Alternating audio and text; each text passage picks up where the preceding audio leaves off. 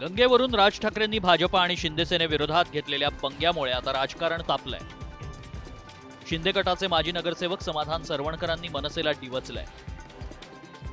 दादरच्या शिवसेना भवनासमोर शिंदे सेनेनं मोठा बॅनर उभारला आणि गंगाजल शुद्धच पण काहींच्या विचारांचं काय असा सवाल केला. साहजिकच यावरून मनसे नेते संतापलेत.